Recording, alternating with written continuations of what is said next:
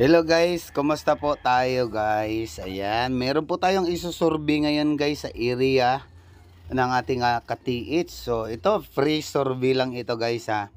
So ayan, una, test digging kami guys.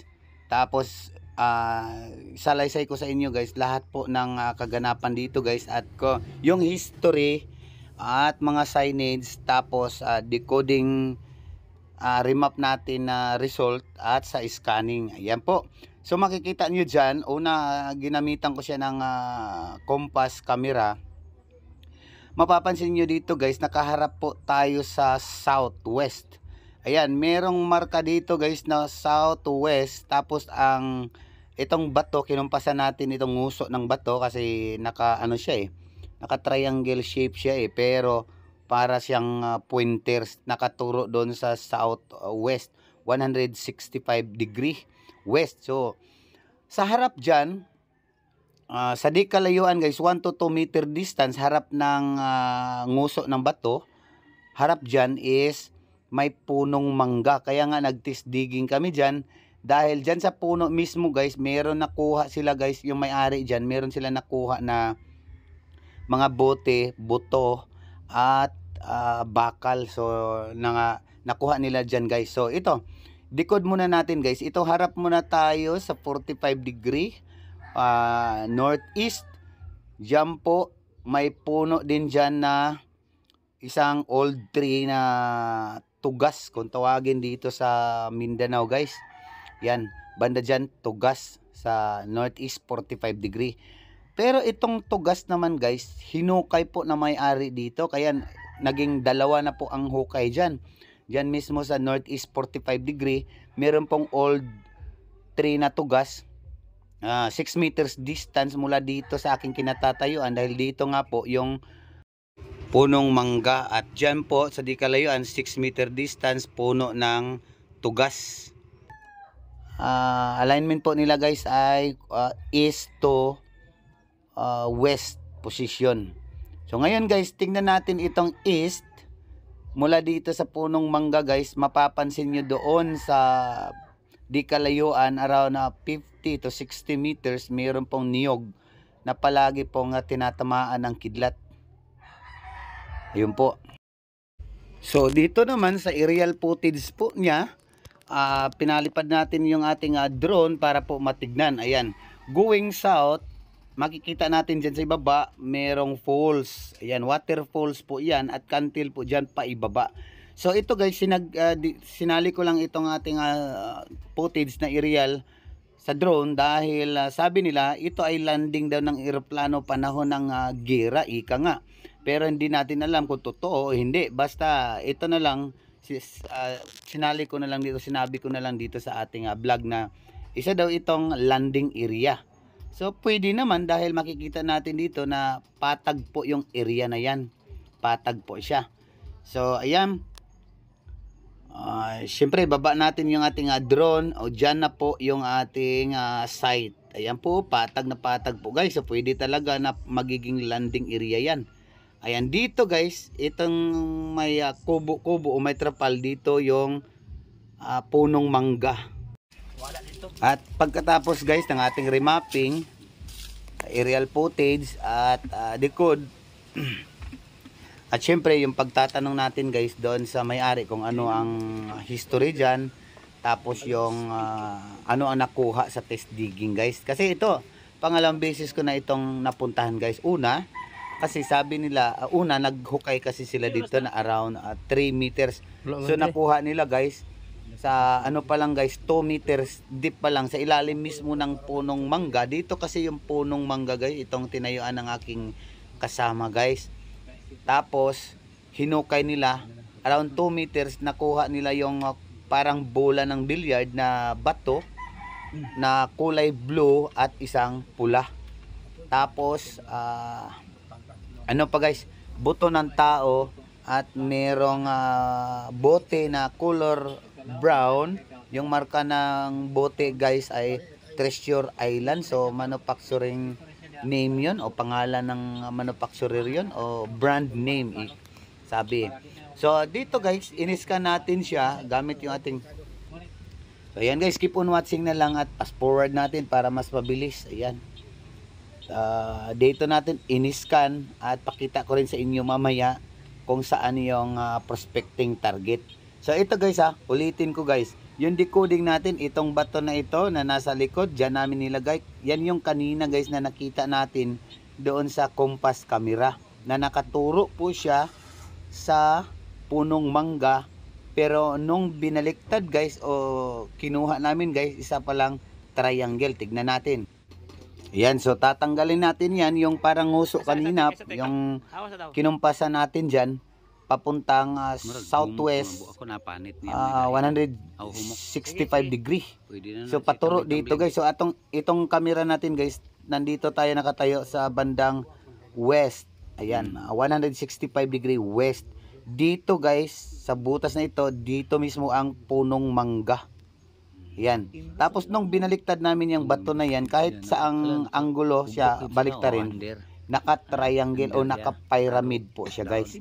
So, pag pyramid kasi guys, ibig sabihin yan, treasure under lang siya. Under, paibaba siya, pailalim. So, para mas malaman natin kung meron talaga, hukay natin, di ba? So, syempre, i-scan din natin. Ayan. So, itinabi namin yung bato na yun na parang pyramid. Tapos, iskanin natin dyan. Tuloy tayo sa pag-scan. Ayan, continue po tayo sa pag-i-scan guys. Tignan natin kung saan yung load. Ito sa ilalim lang ng bato, yung pyramid na yun.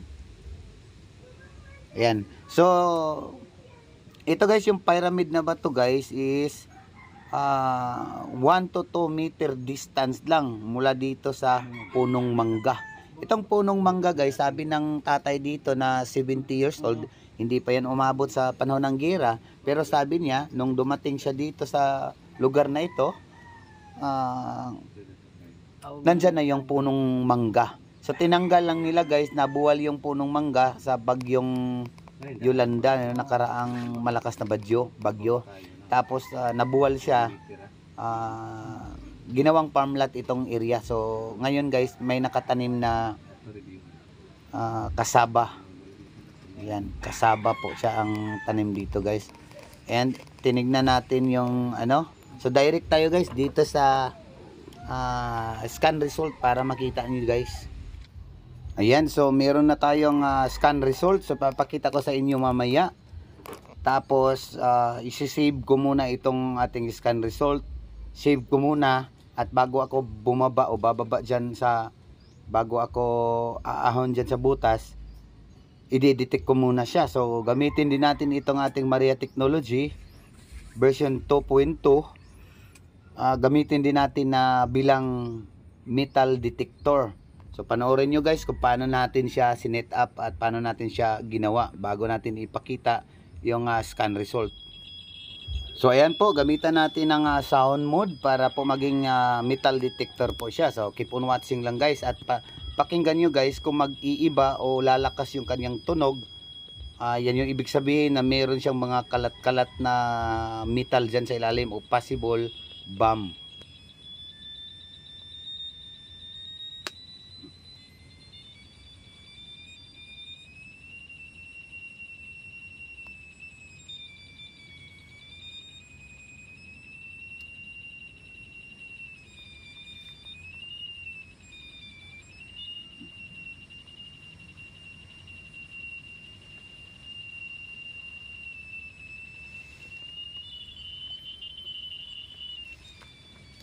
Nausap ko.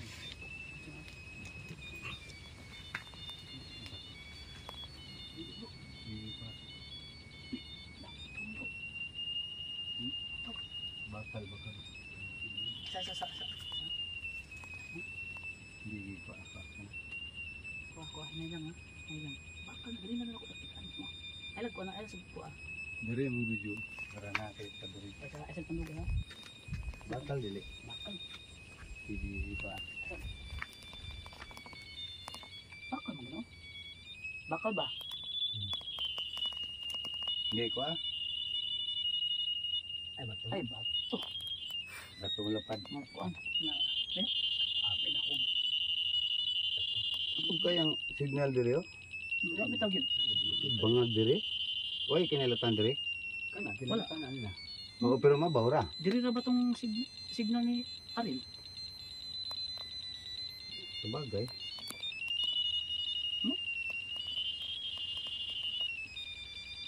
Dito wala man bro. Diri na kusog kay signal mo diri. Oh, Gani na. gani.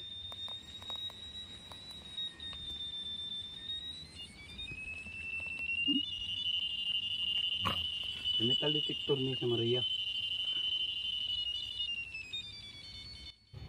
So ayan po guys, mapapansin naman ninyo guys na rumarapid po o nagrarapid po yung beep ng ating sensor dyan mismo. Ayan no.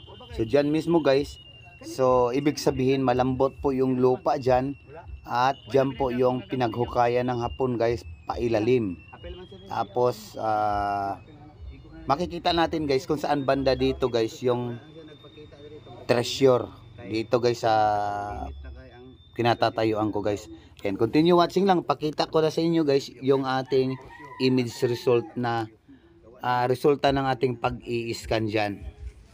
Wala to sik po naton ako di. Naro? Ano? Wala interpolit to, wala interpolit. Di na nag-interpolit na. Bangag yun bro? Di na ako kubian. Ha? Abi. Di na ako kubian no. Oh. Kita ninyo. Bakso. Di na ako kubian. Ang kani. Oo. Kanang gapula, itanawan ninyo, papagita, patanaw sila aron di magmahay. Tatay, importante na tatay. Hindi siya magmahay. Ang gapula tay. Akag pala. Na, diya bro, Na diri. posible bomba na bro. Sakto lagi nga. Purbala na bro. Di ara Posible. bagi ditudlo ganina imurad. Oh.